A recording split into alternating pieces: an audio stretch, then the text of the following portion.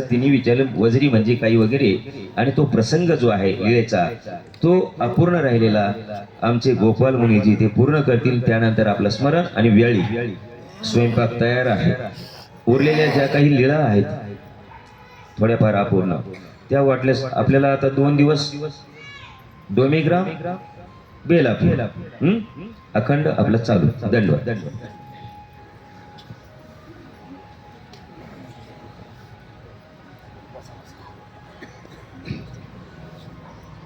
तर या ठिकाणची जी सर्वात महत्त्वपूर्ण अशी जी लीळा आहे, तुम्ही दंडवत म्हणजे घालायची जी असतात ती अगोदरही घातली तरी चालेल. म्हणजे ज्यावेळेस तुम्ही बसण्याच्या अगोदर देवाला दंडवत घालतात त्यावेळेस शास्त्र श्रवण करण्याची ही 2 दंडवत तुम्ही त्यावेळेसही घालू शकता. कारण इथं सर्व गर्दी असल्यामुळे आपल्याला पाय कुणीकडे होतात त्यावेळेस घालता येत नाही, तर अगोदरही घालू शकता तुम्ही. तर ही लीळा वज्रेची लीळा आहे. देव उत्तराभिमुख, मग आम्ही पूर्वाभिमुख सांगितले, तर उत्तराभिमुख देव बसलेले आहेत. गरुडासन,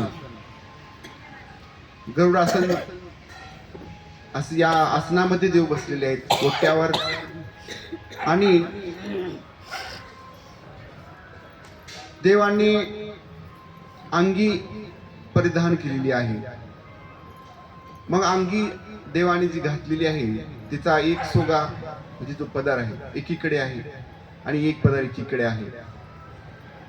आणि अंगी परिधान करून देवाने टोपरी घातली, म्हणजे डोक्याला जे आपण टोपी घालतो त्याप्रमाणे टोपरी देवाने परिधान केलेली आहे.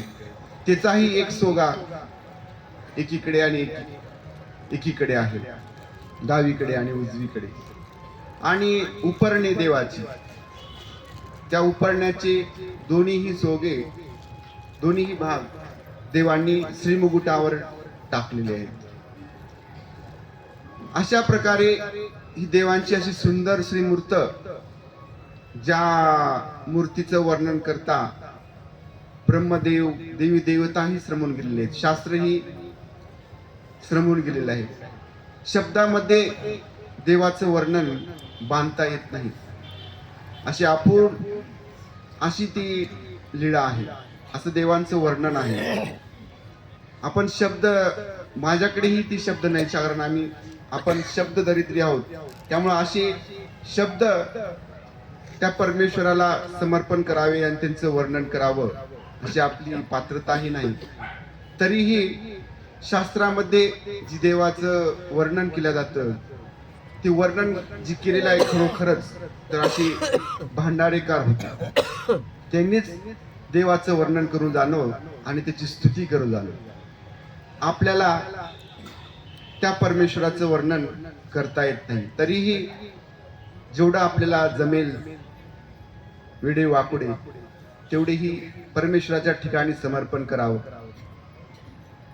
तर अशी ही सुंदर अशी ही लीळा आहे. आणि मग ही लीळा जी देव असे बसलेले आहेत, मग देवाच्या डाव्या करामध्ये हातामध्ये काळी वीट आहे आणि ती वीट देवानी पायामध्ये म्हणजे उजव्या पायामध्ये धरलेली आहे आणि देव ते घासत आहे, ते वीट उजव्या हाताने घासत आहे. आणि मग ती घासत असताना ही लीळा भटोबास महादाईचा अवलोकन करत आहेत, म्हणजे पाहत आहेत की देव कसे बसलेले आहेत, कशी देवांची श्रीमूर्ती दिसत आहे, ती सर्व अवलोकन करत आहेत. आणि मग ती वज्री घासत पूर्ण झाल्यानंतर आधी त्यात चिपळूण घासली होती देवानी आणि नंतर चिऱ्यावर घासली आणि त्याचं ती पूर्ण केली. आणि मग महादाईसा म्हणतात ती का आहे, तर देव म्हणतात ही वज्री आहे. तुरुंग हम्म. वारी तुरुंग आहे म्हणजे घोडे, वारी तुरुंग म्हणजे घोडे जी पाण्यावर तरंगतात, तसं ही वज्री पाण्यावर तरंगते. आदर पाण्यात बुडत नाही, ती पाण्यावर तरंगते. तर अशी ही वज्री देवानी या ठिकाणी घडवली. मग ह्या देव तर ही जीव घडवतच असतात. जसं भट्टोबासांना घडवलं, शून्यातून त्या जीवाला मोक्षाकडे नेणारी ही एकमेव ईश्वर अवतार आहेत श्री चक्रधर स्वामी, ज्यांच्याकडे काहीच कणव नाही, काही योग्यता नाही, अशा जीवांना घडवून मडून योग्य करणारी ही ईश्वरी अवतार. म्हणून हे असे अवतार आपल्याला पुन्हा भेटणार नाहीत. ह्या अवताराने ज्याचा उद्धार होऊ शकत नाही, तो पुन्हा काहीच न उद्धारी, असं जे भट्टोबासांनी म्हटलेलं आहे. म्हणून देवाने सांगितलेल्या वचनांचा, आपण आज्ञेचा, त्याचं आचरण, ज्ञान नुसतं ऐकून जमत नाही. त्याची बीजरूपता आचरणातून करावी लागते. जेव्हा शास्त्र बीजरूप होईल आणि त्याचं आचरण होईल, तेव्हा ती परिपूर्ण होतं. म्हणून मग महादाईसांनी प्रश्न विचारल्यानंतर देवांनी सांगितलं की ही वज्री आहे.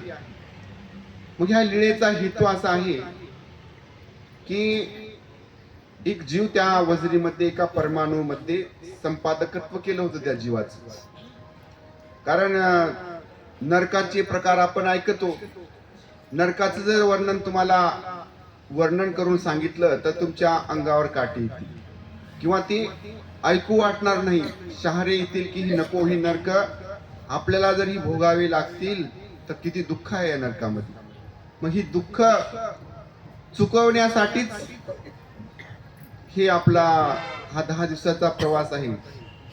ह्यामध्ये आपले नरक चुकतील, कारण सेवेने कर्माचा नाश होतो आणि कर्माने नरक चुकल्या जातात. जी वाईट पापरूपी कर्म आहेत, पापात नरक सांगितले देवाने. म्हणून ह्या पापाचा क्षय सेवादास्याने होतो. म्हणून महादाईसा देवांना प्रश्न करतात की ही लीला ही कशासाठी केलेली आहे. तर त्या ठिकाणी एका जीवाचं संपादकत्व केलं होतं. म्हणजे जडत्वाच्या नरकामध्ये त्या जीवाला तिथं देवतेने टाकलं होतं. जडत्वाचे नरक, आता ही गुह्य शास्त्र आहे, ही काही एका दिवसासाठी ऐकून पूर्ण होत नाही. ह्यासाठी आपल्याला खूप वेळ द्यावा लागतो. म्हणून थोडक्यामध्ये सांगण्याचा प्रयत्न या ठिकाणी केलेला आहे. तर त्या जीवाला देवाने संबंध द्यावा. देव 4 दान आहेत आपले: संबंध दान, लीळादान, घृणादान, कैवल्यदान, अशी 4 दान आहेत. तर ह्या संबंध दान म्हणजे संबंध द्यायचा होता त्या जीवाला, आणि त्या जीवाला त्याच्यातून मुक्त करायचं होतं, त्या दुःखातून. कारण देवाचे संबंध झाला की त्या ठिकाणी तो जीव त्या योनीतून, आपण ऐकतो श्री प्रभुभावांची लीळा की देव आळीतून म्हणजे त्या गल्लीतून जात असताना त्या नालीमधून एखादी आळी वर आली, महादाईसा ती नाली साफ करायची आणि ती आळ्या वर आल्या की श्री प्रभू बाबा अंगठ्यानी तिला दाबायची आणि जा मेली ब्रह्मावर म्हणायची. त्या दुःखातून त्या जीवाला मुक्त करून ब्रह्मपदाला म्हणजे सुखफळाला पाठवायचे. तसं देवाने त्या जडत्वाच्या नरकातील जीवाला स्पर्श करून त्या दुःखातून त्याला मुक्त केलं. आता ही नरक कशाने होतात, कोणते कर्म केल्यानंतर, कोणतं पाप केल्यानंतर कोणतं नरक भोगावं लागतं, याचं खूप ज्ञान आहे. परंतु आपल्याकडे वेळ अपूर्ण आहे. आपल्याला पुढील विधी करायच्या आहेत. ही वज्रीची लीळा फक्त तुम्ही स्मरणामध्ये आणावी आणि ते निरंतर जेव्हा जेव्हा तुम्ही स्मरण करताल तेव्हा ती लीळा तुम्हाला आठवावी. त्याने एक विशेष परयोग्यता तुम्हाला प्राप्त होते. इतर लीळेपेक्षा ह्या लीळेमध्ये देवाचं विशेष मनोधर्म आहे देवाचा. म्हणून ह्या लीळेची एक साध्यपर होता. देहापर्यंत महादाईसांनी लीळा आठवलेली आहे. तसं तुम्ही ही दररोज तरी आठवावी, हीच तुम्हाला म्हणजे मार्गदर्शन आहे. म्हणून आता अनेक लीळा आहेत तिथल्या, खूप लीळा आहेत. जसं भट्टोबासांना सांगता सांगता पहाट झाली, पहाली झाली, तसं तुम्हाला लीळा जर सांगितल्या तर सकाळ होईल. परंतु आपली तेवढी पात्रता नाही, आपलं देहाधिकार तेवढा नाही की आपण त्याच्यामध्ये एवढं समर्पण व्हावं आपलं.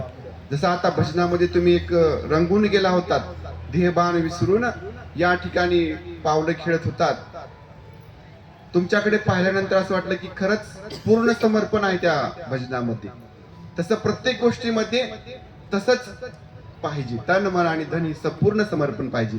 तर आता ही लीळा पूर्ण झालेली आहे, तर आपल्याला आता पुढील विधी म्हणजे स्मरणाचा विधी करायचा आहे. तर स्मरण करता असताना तुम्ही ती लीळा आठवावी, हीच आपल्याला मार्गदर्शन आहे. आता पुढील मार्गदर्शन सासरी बाबा करतील अशी मी त्यांना विनंती. सर्वज्ञ श्री चक्रधर स्वामी की जय हो. बंधू आणि भगिनींनो, राहिलेली जी लीळा होती, जी अपूर्णता होती, तुमच्या मनामध्ये जी रुखरुखता होती, तुम्हाला वाटत असणार पुढे कसा आहे. मग आता ती पूर्तता झाली. परंतु ज्या वेळेला आपल्या महदाईसा अशक्त झाल्या, थकल्या,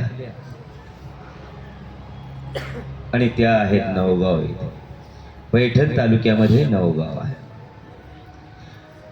मग बातमी कळालेली आहे की आता घटिका मोजणं चालू आहे, देव आठवणं चालू आहे. देवा, आपण थकल्यानंतर, उबगल्यानंतर, दुःखामध्ये म्हणतो देवा एकदाच घेऊन गेला तर बरं होईल ना. कशाला ठेवलं रे बाबा हे दुःख भोगण्यासाठी मला. आणि मग तिथे भट्टोबास गेलेले आहेत, सेवा करू लागलेले आहेत. आणि मग त्या प्रसंगामध्ये महदाईसाला ते विचारतात. काय विचारतायत बरं, कसं विचारतायत? रुपये, तुला देव आठवतो का?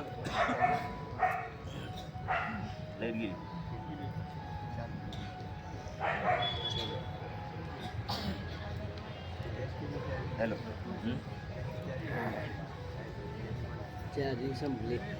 कोणी कोण आहे का ना